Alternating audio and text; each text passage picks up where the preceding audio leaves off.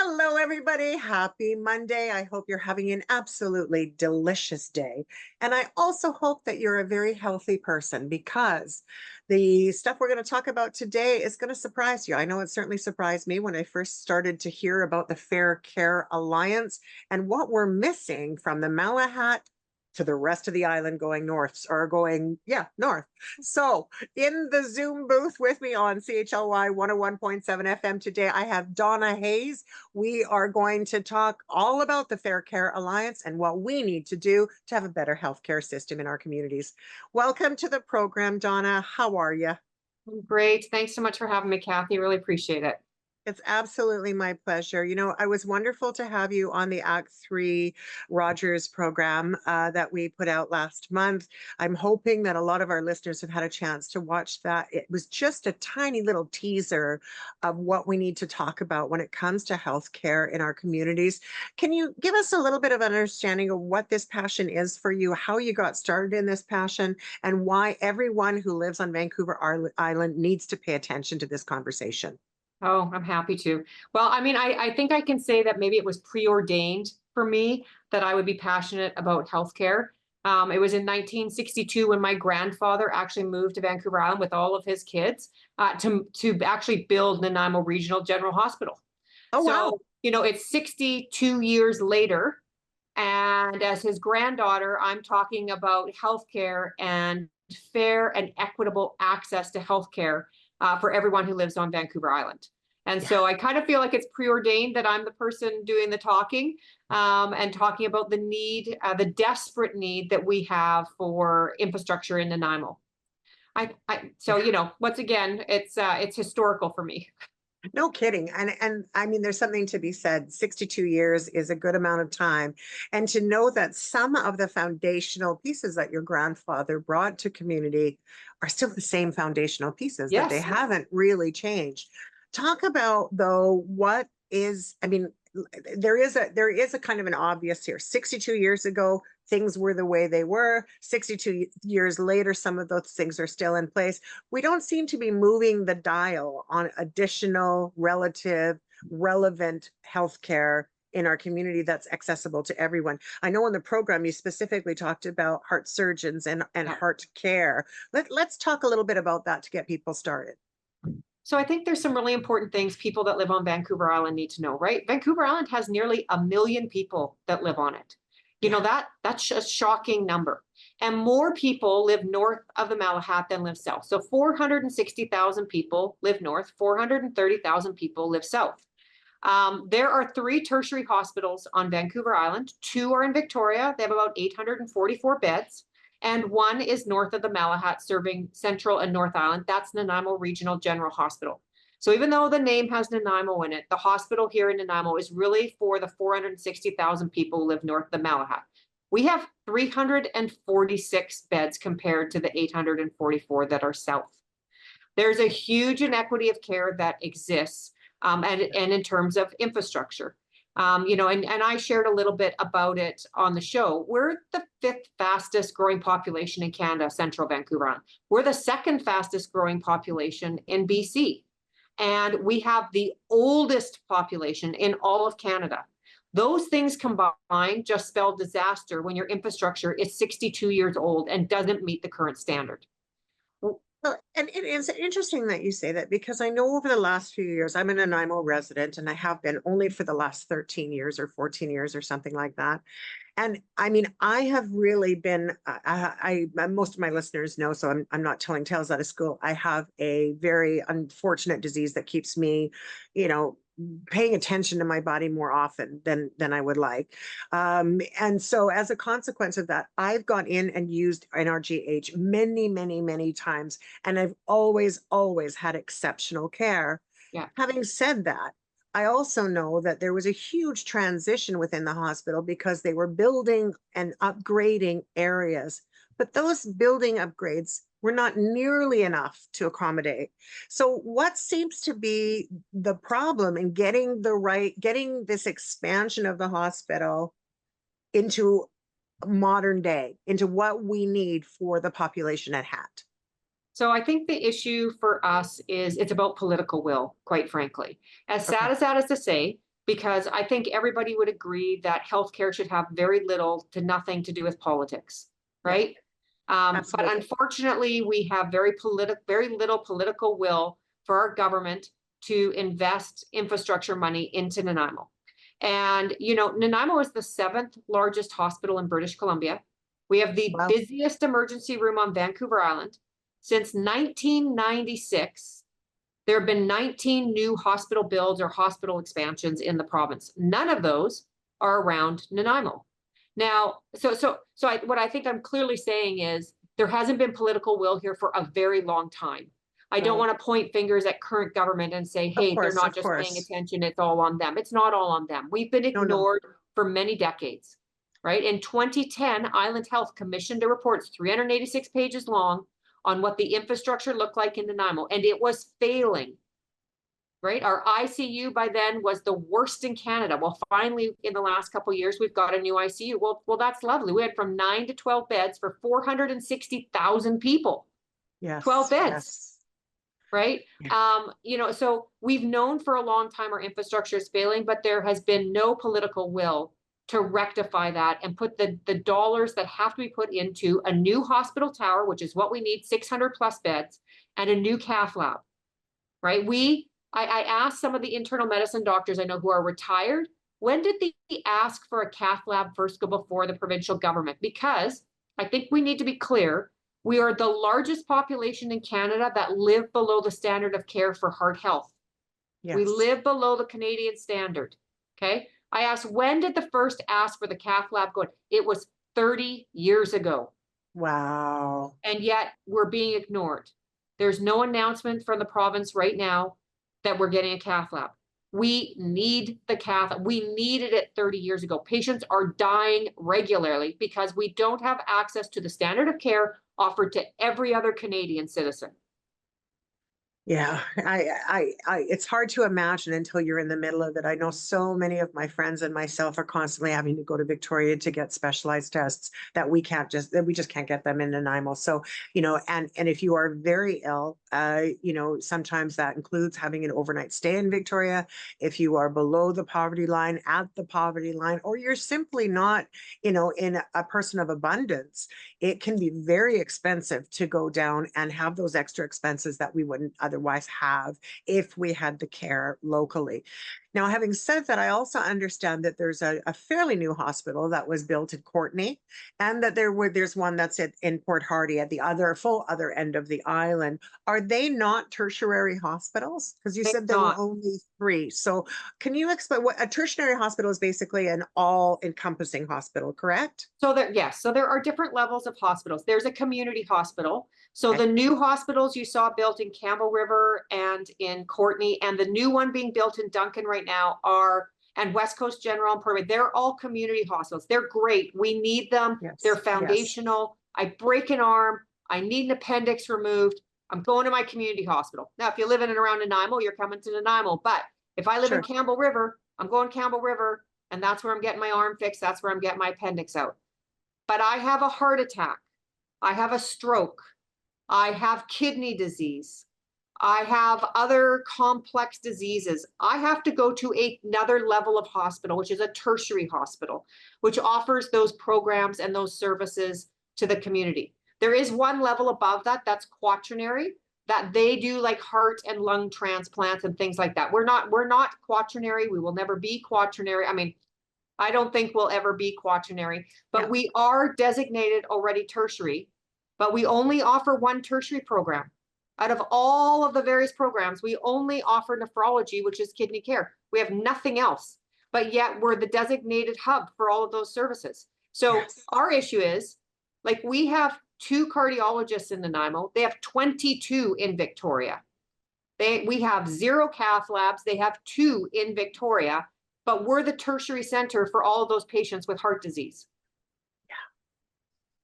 Yeah. Right? Yeah. It's mind-boggling.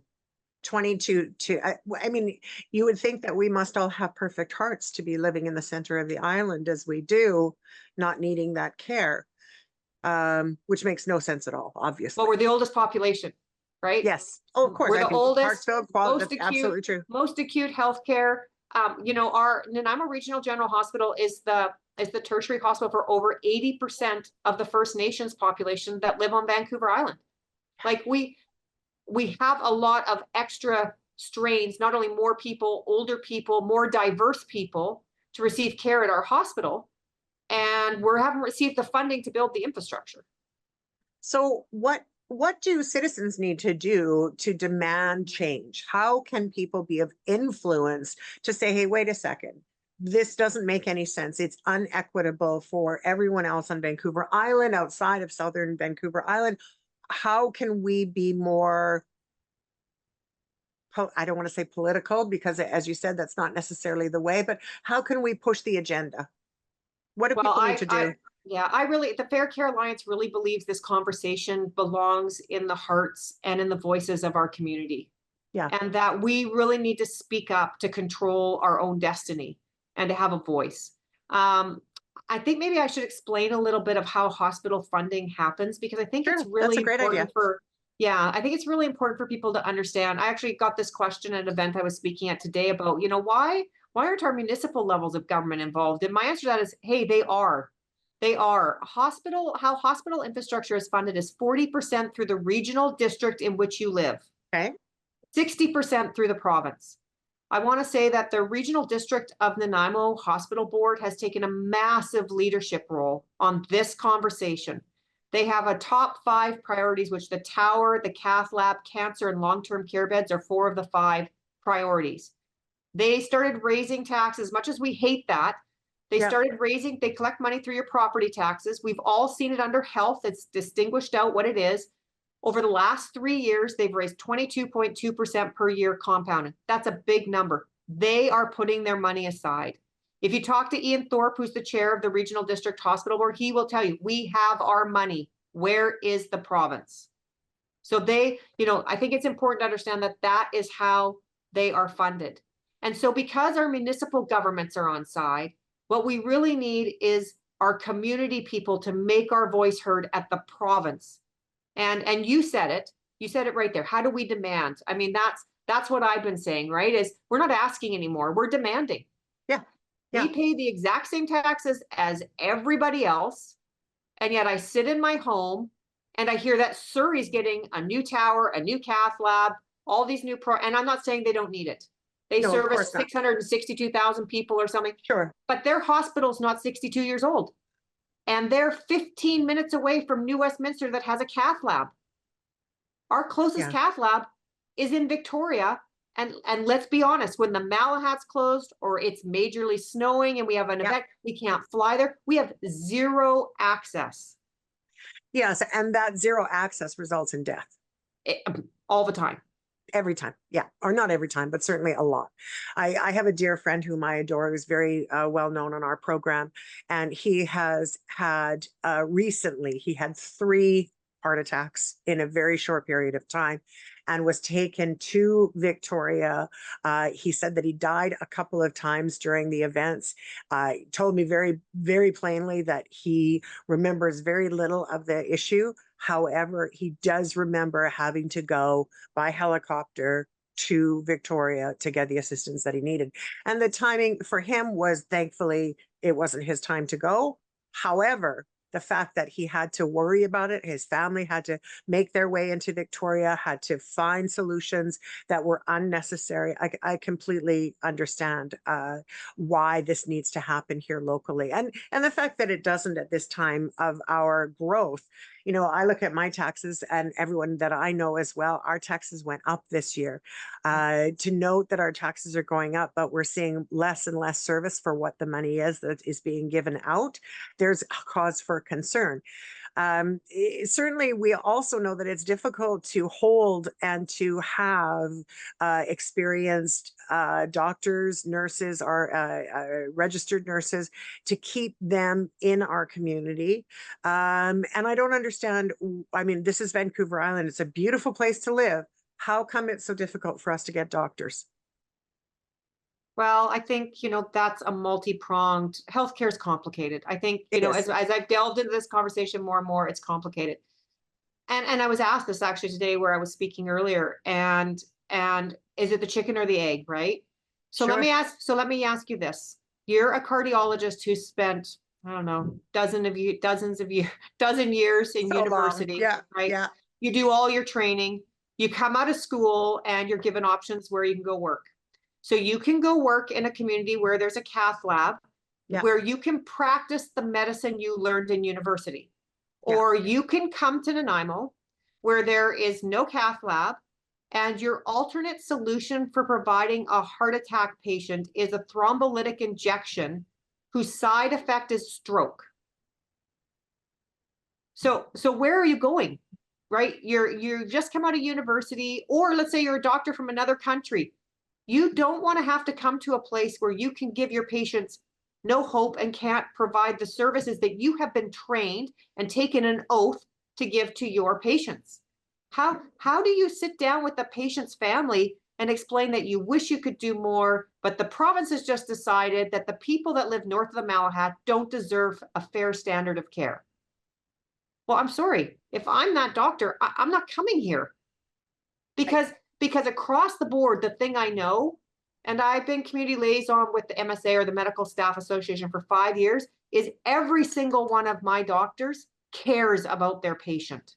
Of course, absolutely. There's no doubt about that. None whatsoever. But you make a good point. If there is no opportunity to use the craft you've studied specifically for, what would be the point of coming to a geographical area, regardless of where it is, right? Yeah. In order to be able to practice your craft and to do the work that your heart tells you you need to do. And pardon the pun for that.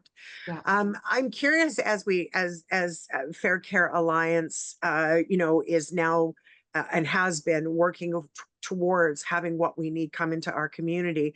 How long and how did Fair Care Alliance in itself get started? Well, I'm actually really excited about that, because I've been That's passionate. good. Maybe you can tell I've been passionate about healthcare for a while. Yeah, Um, absolutely. Yeah. So, like I said, 5 years ago, MSA asked me to come and be community liaison and work alongside them, because as doctors, they felt their pleas for their patients weren't being heard and weren't being taken seriously by government or by the public, who were just saying, oh, yeah, that's what the doctors are saying. And it's like, they're trying to share with you the state of healthcare and that they weren't being heard. Yeah. That an interesting thing happened. We had a new person come to the Nanaimo Hospital Foundation board, Barney Ellis Perry, doing great work with them. And we sat down on a second day and we had a little brainstorm. This is the first time I've met him. It's his second day in Nanaimo. He's a BC boy moving back from the States to take over the foundation, wants to do big things in Nanaimo. And we start doing some brainstorming, and we start to realize that one of the issues we were facing is that the groups that actually had a say or a piece of the conversation in healthcare weren't actually all talking to each other, or weren't all actually connected in some way. So we started working together on this piece called a healthcare ecosystem. And that's where people like the City of Nanaimo, the Regional District Hospital Board, the Nanaimo District Hospital Foundation, the First Nations Health Authority, Nanaimo First Nations, the university, the school district, the family division, the group that retains and recruits family practice doctors. That's this table where we actually all sit together to have real life conversations about how we can partner and leverage each other's voices, assets, impact against each other to create a better healthcare system for the people who live here. And that has been a really joyful conversation for me to be part of, because it's the first time in 5 years where actually everybody's talking about the same thing. Yes. Right. So that piece will outlive the Fair Care Alliance. But what became very apparent at that table as we approached a provincial election is that those groups in and of themselves have different voices in different places within government or within where they can exercise their voice, but where it would be very difficult for them to independently just take up the mantle. And so we were like, hey, you know who owns this conversation? This community owns this conversation, and Yes. we need to take it and make our voice known. So we came out of that, and I went to a few of my friends, people like the Yes Committee and some other groups like that. And I said, hey, you guys have done some really impactful work in the community before. do you want to lend your voice to this? And it just exploded. And so, yes, every 2 weeks, we actually have a group now, sort of, let's call them the management team, who's Fair Care Alliance, who gets together. We did some fundraising. We were able, I'm really proud of this, we were able to fundraise $160,000 to run Wow. a campaign. I know, this is what I'm saying about community. It is so powerful. When we started sharing, the information from the healthcare ecosystem, and people started hearing it, they started getting on fire, and they're like, okay, we want to run this campaign. We were able to hire media consultant Andrea Bava, who's running our media campaign for us. Then we bought up billboards, and we're getting engaged with folks like yourself, other media outlets. We printed cards. We're going to have community rallies. We're at the night markets. We're at the car shows. We're at the bathtub weekend stuff. Just sharing the state of healthcare. Yeah. And I have to say how proud I am of my friends who are, Nanaimo. Like, we all love Nanaimo. We're passionate about Nanaimo, putting Nanaimo and our community first. And what does that look like? And how powerful that can be when you all join your voices to that. And so that's where Fair Care Alliance came from. The ecosystem gave us our mission and vision because they were formalized. MMP actually donated a very large study where they brought all of the statistics together for us and helped us create mission and vision from the ecosystem point of view, and it flowed down to the Fair Care Alliance, who now it's a community conversation. It's so exciting, and you radiate the excitement. As I talk to you, I can feel your passion. I can feel the necessity to move the dial on this conversation, to hit as many opportunities as you can to bring those changes that we so desperately need to our community. Has it always been well, not always, but let's say in the last few years of this path, has it been an easy journey, or have you run up against various obstacles? And what have those obstacles potentially looked like for the future of Fair Care Alliance? So there's always going to be obstacles when there's a complicated conversation. Yeah. The things that have really come together well, that have been easy, is the conversation with the community. I've held many leadership roles in my business life. In the last 33 years that I've been in community. And it's the one thing I've always said. People said, well, why did you like being the chair of this or the chair of that? What was the best thing? The best thing for me has always, hands down, been that there are some really spectacular people here who really care about community. And when you get to be the chair of something, everybody wants to talk to you. So guess what? You get to meet them all, right? Because they're like, oh, hey, I want to talk to you because you're chairing that. So then you meet them, and then you realize that there's this whole network of really great people just waiting for a cause to talk about what our community needs. So that's been the pleasant surprise for me about Fair Care. There hasn't been one community person who said, yeah, why would you talk about that? I mean, there have been some people who have said, do you think that you're being greedy and you're asked that you want a tower and you want a cath lab? And my answer is, no, because look what you're giving to Surrey. No. Right? So the answer is no. Yeah. Right. Yeah. Why would you be against something that's going to save people's lives? That's right. The only negative pieces that I've come across in community conversation have been those who've said, you know what, the provincial government doesn't care about us.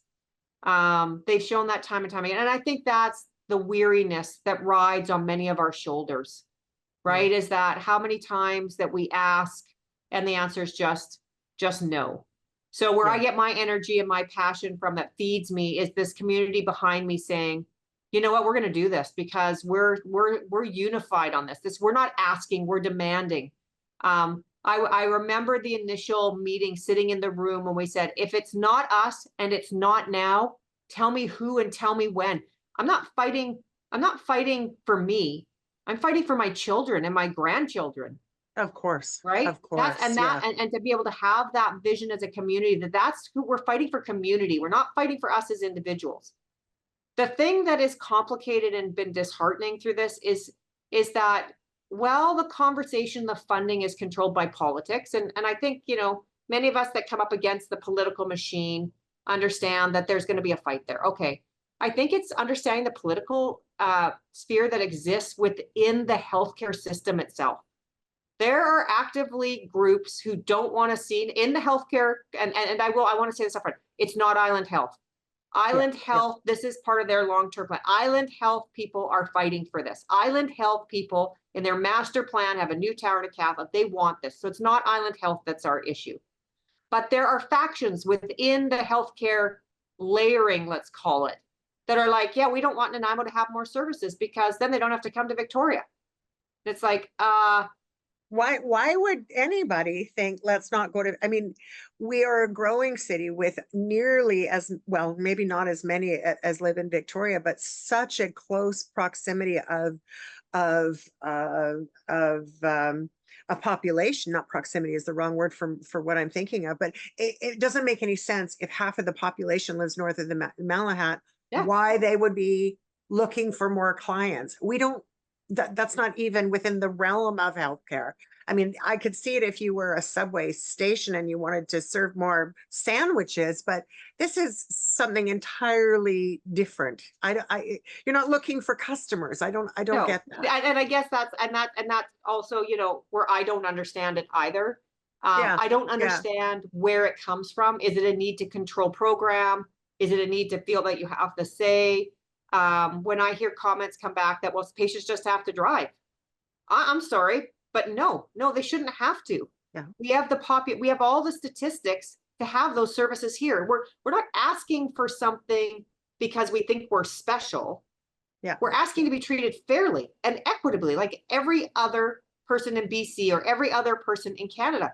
We're not asking for something out of the ordinary, but there is still this need in a lot of cases to control program and to have it controlled out of Victoria, to tell us what it will be, to not let us control our own destiny or run our own programs. I mean, I put this before you. If there is a waiting list for cardiac cath work, does that seem acceptable anywhere? I mean, this is an easy question for me to say that's ridiculous. Right. No, and so I don't understand. I don't understand why those barriers exist, but they are real barriers. Okay. And the more we get into the conversation, the more you see that those, and that's the one piece, you know, that I think the public doesn't necessarily see is that we're fighting a battle on multiple fronts. Yeah.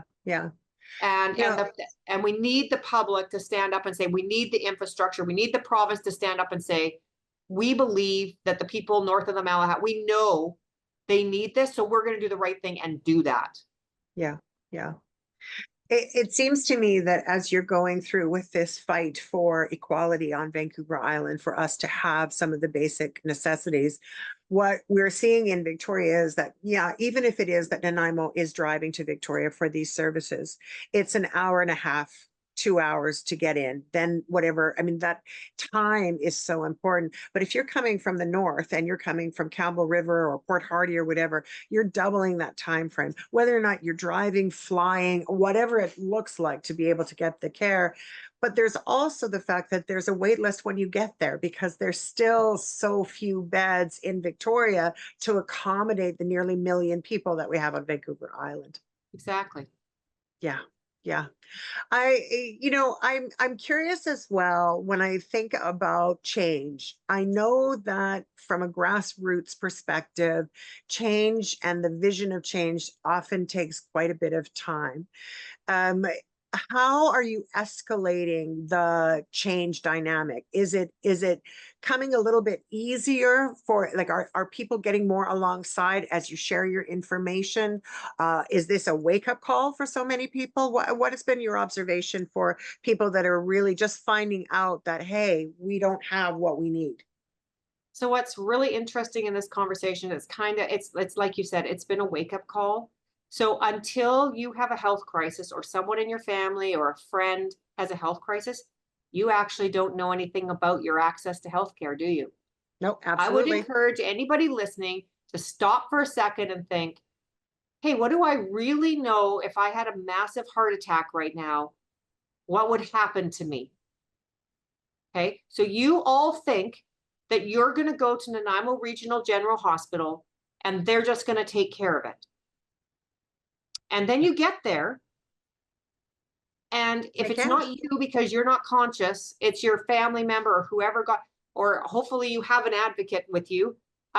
Get there, you find out that we don't have access to a cath lab here. And so we want to give you a thrombolytic, and we're going to give you this injection. It's, you know, there are huge, your chances of stroke go up significantly. Heart and stroke's the #1 killer in Canada. Okay. So your Exactly. stroke chances go up significantly. And that's all we can do for you. Now, what's going to happen then is as you continue, your health continues to decline, your doctor is going to call Victoria to ask them if they can transfer you there. I have to be honest with you. The more I get in this conversation, the more I hear sometimes that's 4 and 5 and 6 calls of demanding from our doctors to Victoria that Victoria Hospital will accept them. Okay. I've heard cases where where doctors have put them in a helicopter or an ambulance and just sent them because they know their patient is declining at such a rate that there is no coming back from that. Yeah. And I don't want to fool the population into thinking that, hey, we got a bit of time in this conversation, because it's 90 minutes is the standard of care from PCI to needle. Okay. So while our doctors are arguing on the phone with Victoria, where they're like, hey, we just don't have a bed available, or hey, I don't think your patient's bad enough to come down here or sick enough yet to come down here. Well, they're arguing about that. Even if you survive the heart attack now, what does your quality of life look like going forward? Because minutes count. They do. Yeah. Right. Minutes and that's count. the real life. That's and so what's happening is that as we talk about this, people are shocked. Like I'm talking to rooms of 100, 150 people, and you can hear everybody like, oh, I had no idea. Well, and it makes people speechless. I know for myself, when I first heard about this, was actually on the show as you came on as a guest, and I went, what are you talking? What? Huh? How is it possible? You know, you're quite right. You know, when someone is in the middle of an urgent situation, that's not the time to be questioning how secure our healthcare system is. You need it. You need it. There isn't a moment to reflect on what if, right? But I mean, heart and stroke are the #1 and #2 killers of more women than men, by the way. I understand that for women, it's the second largest death among women is through heart attack. Yeah. I'm curious if there has been a movement from women as a whole to help lead the charge in making change, as we often are when it comes to things of our, that affect women more than men. And again, not to be sexist in any way, that's not what I mean, but women tend to be on charge of things when it affects their health care. Have you seen an uptick of women saying enough is enough? I have, particularly as women's health becomes more of a conversation. I mean, Sure. Kathy, you know this. It's like the great hidden secret, right? We don't talk about women's health care. People are shocked to hear how many women die from heart attacks. It would shock you to hear how many women are misdiagnosed as being in menopause when they've actually had a heart attack. And so it's women's health as a whole is not discussed and not brought out into the open like it needs to be. So you are right. We are hearing an uptick in conversations from women saying we need to talk about our health. Like we need to start sharing and be more honest and open about what's happening in our health. I do know I've got there are more and more, there's the 100 women who are doing fundraising stuff. I know that they've got information and have passed some of that on. I know that Zonta has asked us to speak, and it was interesting when they sent their information. I think that's next week I'm speaking there, is they're doing a fundraiser for heart health for women I knew nothing about. So they are working in the background to create more awareness. I think as a society, we've really done an injustice, particularly as more women get into the workforce. We don't share. We tend to do what the previous generations have done, which is not talk about it. And we need to talk about it, and we need to be more aware of it. I'm not saying that men's health issues aren't important. It's just that they seem to be more in the forefront because we tend to nurture and protect, which means we tend to not talk about it as much. And I guess the thing I'm finding is I'm like, hey, we need to talk about all of it, because by not talking about it, we're not helping. Like, what am I doing to my daughters if I'm not talking about women's health? Like, they need to know. Well, and I think it's more than that. I mean, I think that the awareness is important. We, as good parents, are going to do our very best to steward what we can to our kids and to imbibe on them the essentials when it comes to healthcare and other areas that are important for just development and becoming for all of intent and purpose. But at the end of the day, I think that the movement in itself is really about the education of people within our community. Once people understand what the problems are, they're so much more apt to coming to alongside and helping to move the dial forward. I think that, for heart attack and stroke as a public service, especially for women, we need to understand that heart attacks do not show up the same way in women as they do for men. No. The adages for women, the experiences that women have. Many women have heart attacks and they don't even know they've had them. And it isn't until that they actually go into hospital for sometimes a different reason when they find out that their health has been compromised by something that had happened that they were unaware of. But having said that, as you very pointedly said, women don't talk about it, and they also don't necessarily go to the hospital when they think they may be having something that is a cardiac event. So I in this conversation, of course, I do want to be aware of that and make sure that people, if you do not know about heart health as a woman, it's incumbent upon all women to take a look at that. I'm going to take a quick moment here to bring some station identification in. And then I'm also going to ask if you guys can grab a piece of paper and a pen. Our listeners, I know you are going to want to talk to Donna more and to talk about the Fair Care Alliance. So I do encourage you to get that piece of paper and a pen while I'm giving you a bit of the station identification.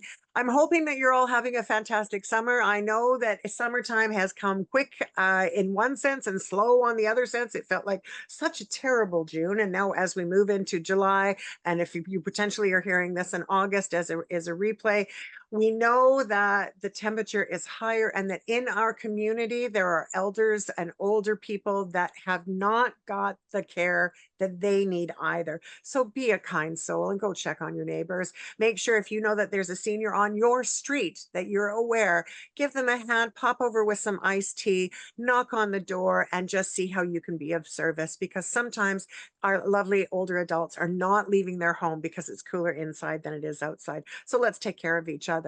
Also, if you haven't had a chance to listen to our latest episodes, I of course encourage you to check out our YouTube channel. You can find us at Act 3 Media Productions. Please definitely go to YouTube, like and subscribe if you don't mind. That gives us an opportunity to see who's listening and how we can better our programming for you. If you don't listen on YouTube, feel free to take us with you in the car or when you're jogging or wherever you are and listen to a podcast. You can do that on Spotify and iHeartRadio. And you can also watch us every day, 4 times a day on Vancouver Island, Vancouver tip to tip on our Rogers platform, Act 3, the half an hour in-person conversation that we have with our guests. So it's really a lot of fun to follow us on Act 3. So thank you for tuning in, and we'll rejoin our program now. Donna Hais, Fair Care Alliance, again, your information to me is just so inspiring to know that there are advocates like yourself and others who are fighting for the right reasons for all of us to have better lives. Thank you on behalf of our community for doing that. I'm curious, and I don't want to be voyeuristic. You do not have to answer any of these questions, but when you were talking about this as being a family thing, 63, did you also have people in your life that were experiencing healthcare concerns and they weren't getting them? Was that a little bit of a fire underneath you to keep pushing this movement forward? So it's been twofold for me. Yes, I have close family members who've experienced heart health issues. And you're right. It's hard to get answers. It's hard to get resolution. It's hard to get a path forward. It's frustrating. So that's definitely part of it. I myself have been a parent in peds to a child who's been in the pediatric. I slept on that little fold-out bed on the floor in the Nanaimo Regional General Hospital for several weeks with a child who was deathly ill and nearly didn't survive. And I can tell you the staff were so amazing. The care that we received was so beyond anything I ever anticipated. But being in the infrastructure itself and seeing how they were limited to be able to do their work, yeah, hugely impacted me. I mean, the other side of it is I have a day-to-day job as well. And So that this is off the side of your desk, right? Yes, don't look at my desk. It's okay. Our radio listeners can't see it, but They our can't YouTube see it. ones Good, will don't not look. judge. We're a non-judgmental program. Beautiful. The thing for me is in my day-to-day job, I have the opportunity to work alongside many doctors. My office is actually on the hospital campus. And so for the last 30 odd years, I've heard them talk about their frustrations in care, in patient care. It's not uncommon for someone to stop by my office and share their day. Yeah. And the day often involves tears, right? I see how devoted they are to their patients. And so I've had the personal experience of being touched by how impassioned they are about the care they're providing, not only to myself, but to the entire community, and hearing what their plight is. So, my immersion into this conversation has been on multiple levels. I mean, come from an infrastructure background for certain. But you're right, having family members in and out of the hospital, and being touched, and then, walking side by side with these people who live there every day and seeing how they struggle. It's all kind of just combined and come out now as like, somebody needs to speak up. Somebody needs to say something. And for me, it was this feeling of I can't just sit by anymore, because I'm enabling them. Yeah. So if I just sit by and I don't say something, I'm just letting it happen and saying it's okay. So I stopped sitting by. And good for you, because we need people like you to not sit by. I think doctors get a bad rap these days. I think nurses and nurse practitioners also get a bad rap these days. Usually, when people are going into hospital for whatever reason, they're often obviously feeling horrific, right? Yeah. They go in and they're often, as patients, they're often sharp, tired of sitting in the waiting room. They are like feeling uncared for a period of time because they're not getting the quick response that they're hoping to have when they go into hospital. And patients can be difficult.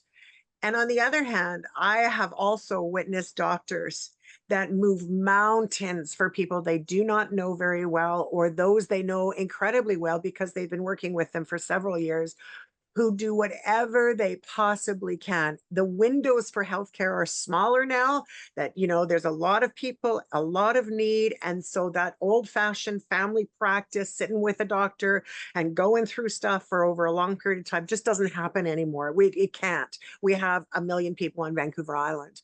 However, I agree with you 1,000%. That compassion and that care. I have witnessed myself doctors cry and say that and they felt trapped because they couldn't move something forward fast enough to either save a life or to deal with the unfortunate unintended consequences of having to wait because they haven't got the care.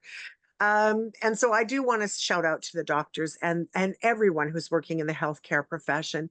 There was a time when COVID was happening, we were banging our drums and our pots and pans saying, thank you. And now it's gone back to, what used to be commonplace, where people didn't have that attention to the system. And that's a travesty. It really is. I think that there's something more that we can do moment by moment. If someone came to you and said, how can I begin? How can I start? What would be the first thing that a person like myself or others who are listening can do to help push this forward through Fair Care Alliance? What can we do? So my first response is we have a website. Okay. I would ask everybody to go to weneedhealthcare.ca. It's going to share a whole bunch of information with you. It's going to give you the stats. As a matter of fact, it's going to seem overwhelming to someone who is the first time to the website, first time seeing the information. You're going to get several opportunities there. There's a map there that might show you how far away you are from certain types of healthcare, which might scare you based on where you live. People are sharing their stories there. So Yes. if you feel you have a story that you want to share because you need to share it, we Yeah. recognize that there's a place there for you to do that and to read what other people are going through. And hopefully provide, you know, a feel, maybe a little bit of healing by seeing some of the other stories there. There's very encouraging stories there. There's very upsetting stories there. But the thing that we need you to do is to sign the petition. Yes. Put your name down and join us in demanding fair and equitable health care for everybody who lives north of the Malahat. Once again, this isn't about what political stripe you wear. Trust me, all the parties have been to us to get our information. They're all being made aware of the inequities. It's not it doesn't matter what political parties are. It doesn't matter what religion you are. It doesn't matter what race you are, what gender. This is not about any of that. This is way above that, where we speak as a community, united, moving forward in one conversation about being treated fair and equitably when it comes to healthcare. Period. That's what this is about. We're asking every single person to sign the petition and demand that we be treated fairly. Well, if ever there was a call to action, I think we just have it, right? It's important to go to weneedhealthcare.ca, take a look around, have a visit through the many informational opportunities that you'll find on the website, and then go sign the petition. We are looking for 400 and how many, 430,000 or 460,000, how many if Well, you everybody know, signed it. we probably can't have the children sign. No, fair enough, fair So, enough. you know, our goal was 100,000 signatures. Yeah. Someone asked me today, well, why is it 100,000 signatures? I said, because realistically, we thought 100,000 was attainable. But in real life, it should be 350,000 people sign the petition. Yeah, everybody So that that when we is of stand in the age to do House, it. that's right. So when we stand in the House with whatever government is sitting, we say, look, this is what we're talking about as a community. This is what's important. When we get to the election, we need you to vote based on who's going to do the right thing. Yeah. Because you have an opportunity to be heard. Sign the petition and then get out and vote for who's going to do the right thing. Well, and so much of the stuff that is happening in community is based on the health of the community. So this isn't, you know, we do have issues. We have a large unhoused population. We have a huge opioid crisis. We have so many problems all in all. However, we go back to that basics of the theory of moving forward. When you have this, then you have that. When we have solid health, when we have good health care, then we can do other things in community to build community up. If we have a sick population, we cannot do that. Yeah. That's completely correct. This conversation affects all the other conversations. It does. Absolutely, it does. So if you had a meeting, if you could have a meeting with the Minister of Health or whichever Minister of Health, I would assume is the population for the provincial government anyway, to say, hey, dude, you know, this is what we need. How do you think you would respond?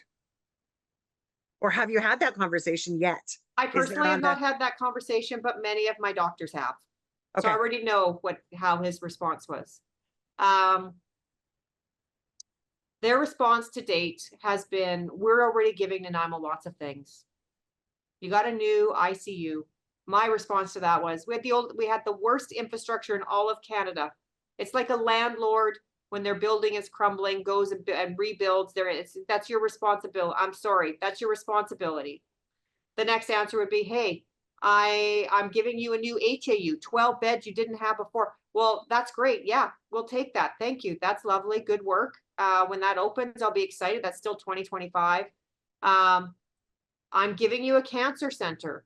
My pushback is, yeah, where's my medical oncologist?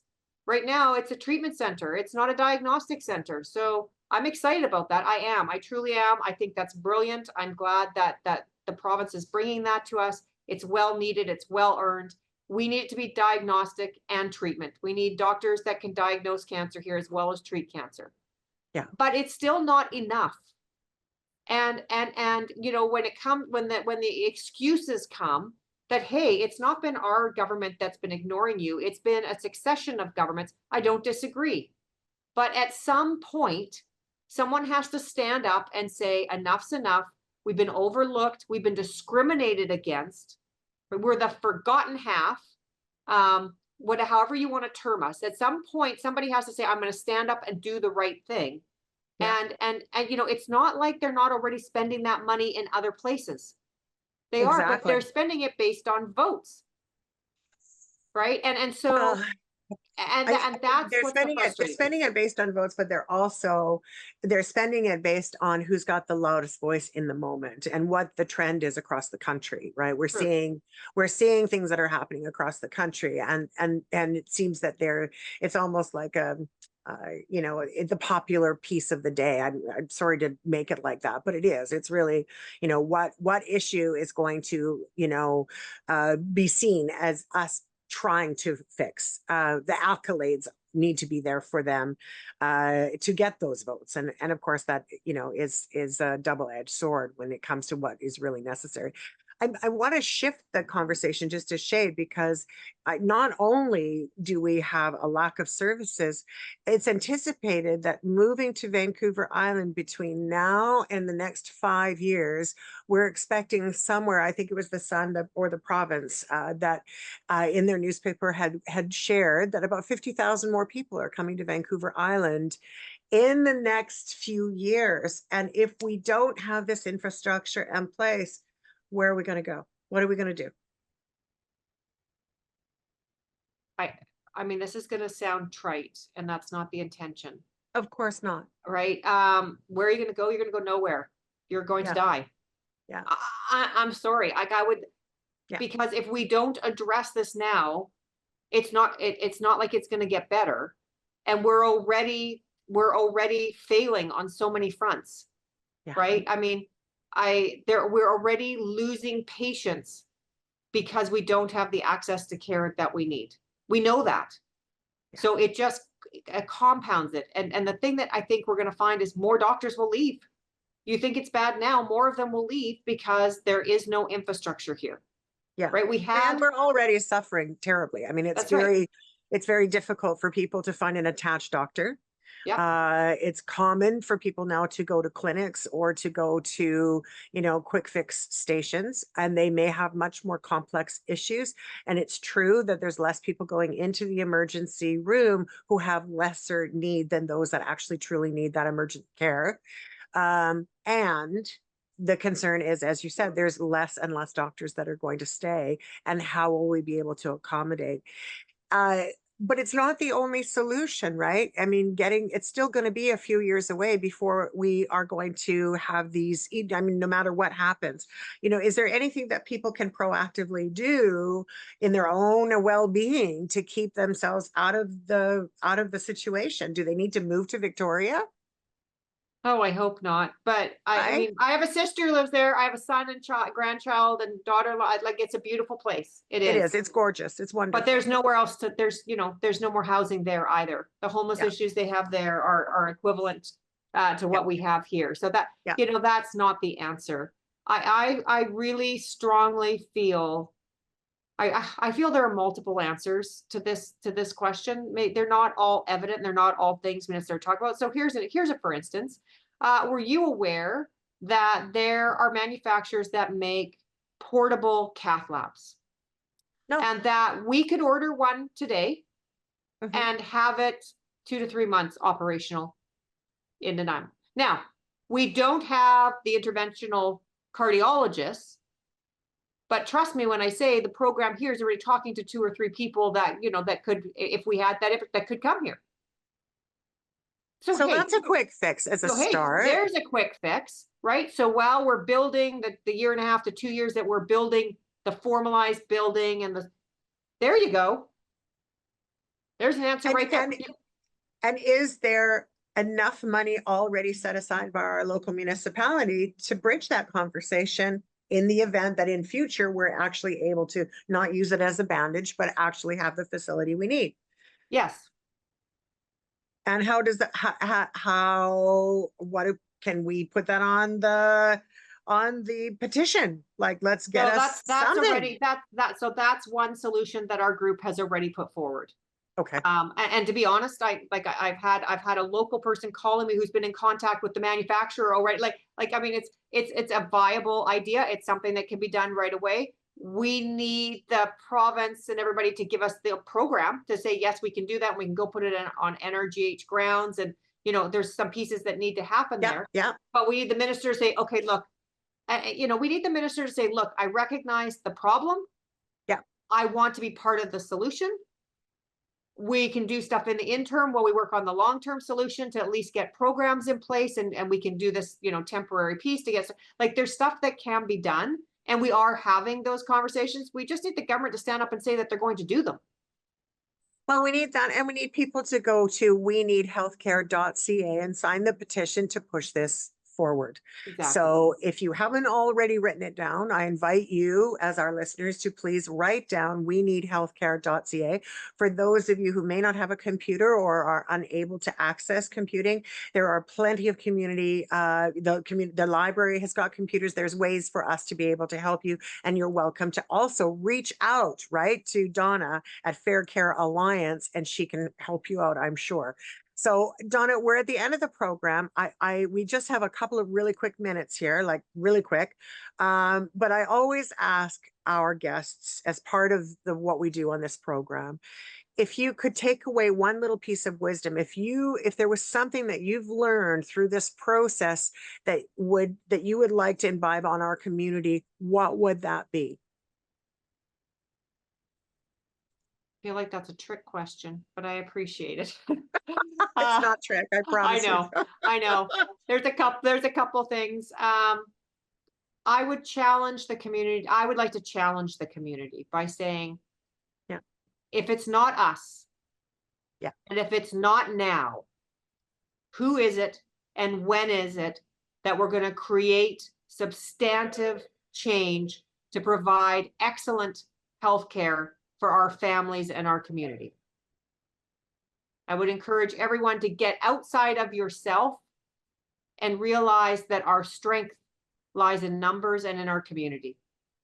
And we truly do live in arguably one of the most fantastic communities on the entire planet. This is a tight-knit group of wonderful people who are wanting to do the right thing. So you too can do the right thing. All you got to do is go check out weneedhealthcare.ca, make it an action item that you do right now. As soon as we're off the air, head to your computer and type that in and go and do that. Go sign that petition. I think we all need to support this initiative and keep our hearts warm and healthy from here on out. Thank you so much, Donna, for being on the program today. It's been an absolute pleasure to talk with you. I look forward to our next adventure together, and I'll certainly be cheering you on wherever I see you for Fair Care Alliance. Thanks again for being on the show. Thanks, Kathy. Appreciate it. Have a good day, everybody. We'll see you next time on Act 3.